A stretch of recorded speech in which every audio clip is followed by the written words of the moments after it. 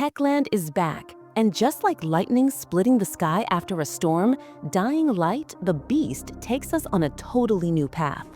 Our hero, Kyle Crane, returns soaked in blood and burdened by a dark history. We loved the first game with its unforgettable moments, but Dying Light 2 felt fragmented, confusing, and sometimes empty. This time, Techland has faced their own failures, learned from them, and evolved, forging a new chapter that grows from their mistakes and becomes something richer, deeper, and more powerful. From the moment the game begins, we hear a line that cuts through like a sharpened blade. Our survival has become a sin. Even a drop of blood can destroy the person beside us. Right there, you know this isn't just gameplay. It's a journey through the human soul in conflict with pain, guilt, and transformation. Kyle Crane is no longer just a man. He has become a beast. But he didn't choose this path. Others forced him onto it. We learn that he was tested, hurt, and broken by people who never truly destroyed him, but they violently shattered his faith. Beast mode isn't just a strength, it is the raw, unfiltered response to fear, anger, rage, and loss. It is part of our nature. Every time we give in a little, every time we react with blame and fury, we drift further away from who we once were. That is beast mode. As you climb rooftop to rooftop, vault over walls, and glide across gaps, you'll feel free. But lurking underneath is Crane's beastly side, always waiting. The real question is, can you control it at the right moments, or will it control you at all the wrong times? That tension is the heart of the beast. Then there's Castor Woods, which looks lush and wild, but is really a cemetery of dreams and suffering. The Baron is the twisted king of this land, abducting people and running grotesque experiments that create new hybrid zombies called chimeras. These creatures are terrifying in look, movement, and sound. The Baron has his own brutal philosophy. Humans are a mistake. We must correct ourselves. He uses science and genetic modification to reshape life itself. Think about real-world gene editing and the silent question, who gets to decide what is right to change? That ethical tension trickles into side missions too, woven into emotional stories that go far beyond basic gameplay. A mother searches through ruins for her lost child. A brother holds on to hope, thinking his sister must be alive, only to discover she has become a chimera, a living nightmare. These are not just XP-grinding distractions. They are heart-wrenching fragments of human tragedy written in tears. Techland has chosen a path of redemption. After the hype train around Dying Light 2 talked about 500 hours of gameplay, they've learned that genuine experiences matter more.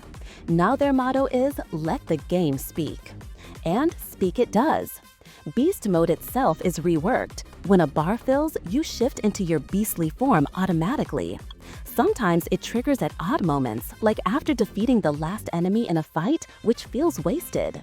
This is a delicate balance, and while it may sometimes misfire, the resulting power, visuals, and brutal animations feel cinematic, like a Snyder film in motion.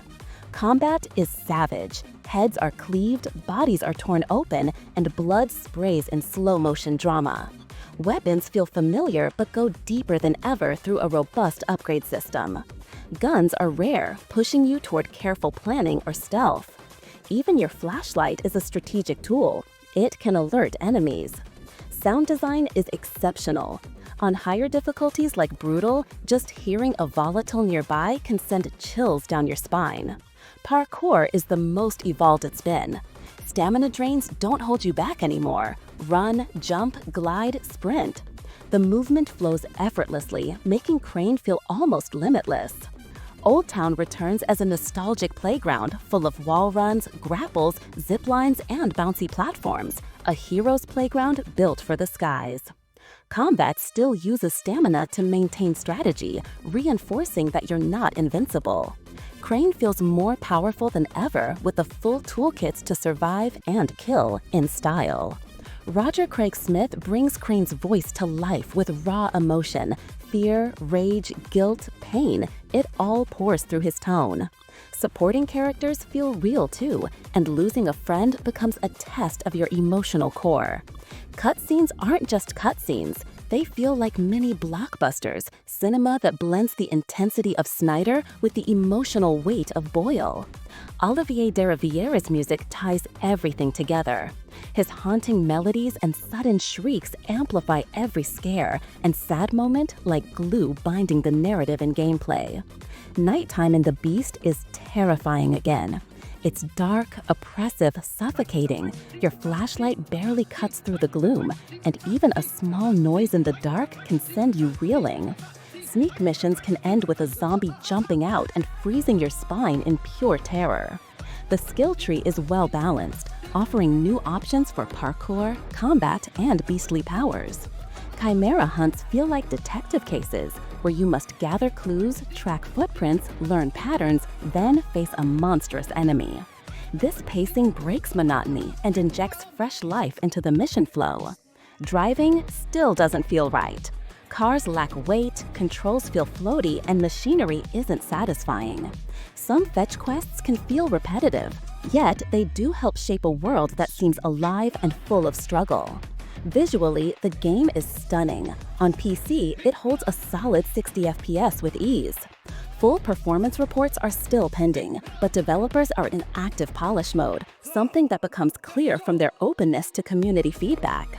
Techland listens now. They answer questions honestly. This transparency marks genuine growth. Above all, Dying Light is not afraid of its own legacy. It embraces it while pushing forward. Crane returns as a hero driven by revenge, plunging into darkness to confront the Baron, the source of his pain. Along the way, he confronts chimeras, betrayals, moral choices, and emotional depths. This is not just a zombie story. It is a story about horror, heartbreak, rage, and redemption. It is not just survival. It is a stand against fear, against grief, against losing oneself. This is a journey into the human mind, or the beast within, and the questions that come with it. We will finally know on August 22nd what shape this chapter takes. Is it the final curtain on Crane's story, or the spark of something more? We'll find out. But one thing remains undeniable. Techland is walking the right path again. They have grown, they have rebuilt, and they are ready. Good night, good luck.